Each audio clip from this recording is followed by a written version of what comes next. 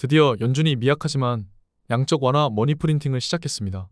금리는 내려갔습니다. 파월은 제 생각보다 더 매파였습니다. 나스닥은 후반 다시 상승했습니다. TQ는 1.14% 상승했고 테슬라는 1.4% 상승입니다. TQ는 4월 최대 매수이고 비트는 60% 수익률입니다. 오늘 새벽 금리 결정이 있었고 점도표와 성명문 등 모든 것이 공개되었습니다. 파월은 금리 인상을 배제한다고 밝혔습니다. 주식시장을 수직 상승시키지도 않았고 내년 인하는 한 번이라고 못을 박아 본인 임기 내에 인플레는 없다는 입장을 고수했습니다. 온건 매파라는 표현이 적절해 보입니다. 일단 점도표부터 살펴보겠습니다. 내년 금리 인하는 한 번입니다. 지금 상황으로 보면 내년엔 금리를 한 번만 내린다는 이야기입니다. 선물 시장은 하락 중입니다. 파월이 완화를 한다는 이야기를 직접 했고 인상은 논의하지 않는다고 이야기했기 때문에 올랐다가 다시 하락 중입니다.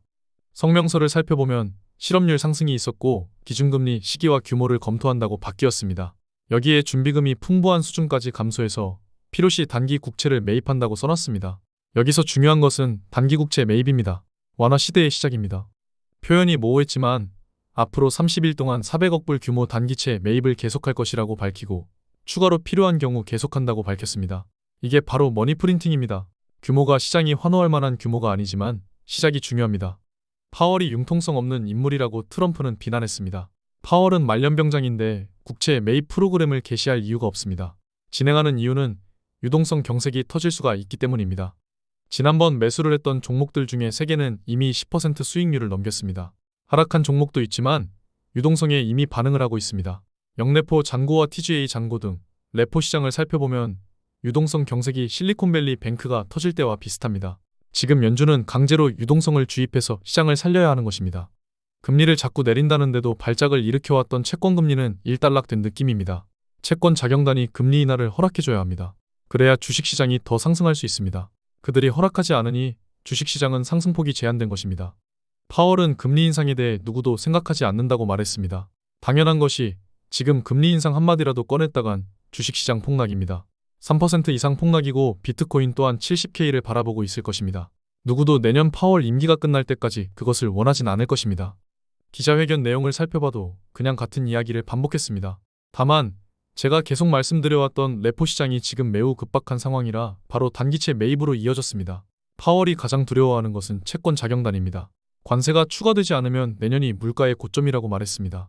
머니 프린팅이 시작되었지만 시장이 매파적으로 판단한 이유는 더 원하기 때문입니다.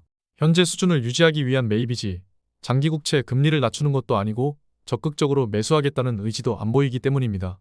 파월은 이제 임기가 얼마 안 남았습니다. 그때까지 금리를 내릴 생각이 별로 없어 보입니다.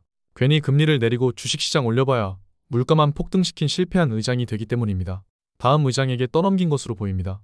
캐비넷은 금리를 계속해서 내릴 계획입니다. 최악의 시나리오이지만 비트가 이번 달 100K를 못 찍고 시즌 종료하면 내년 파월 임기가 바뀌기 전에 저점이 나올 것입니다. 그때 50K 부근으로 향하지 않을까 예상됩니다. 가장 좋은 것은 경제성장이 좋을 때 금리 인하입니다. 그때는 주식시장과 비트가 같이 상승할 것입니다. 저는 지금이 그런 시기라고 보고 있습니다. 기업들은 돈을 잘 벌지만 금융시장이 약간 억누르고 있습니다.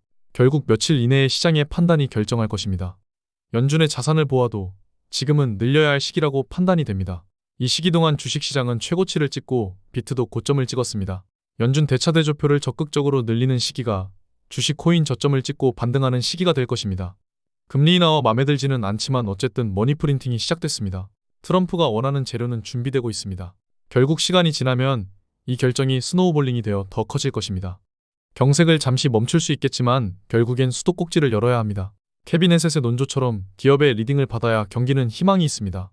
오늘 여기까지 하겠습니다. 결국 가장 중요한 것은 중심이 흔들리지 않고 기회가 오면 현금을 소진하는 것밖에 없습니다. 위기 때나 환희 때나 함께 하시죠.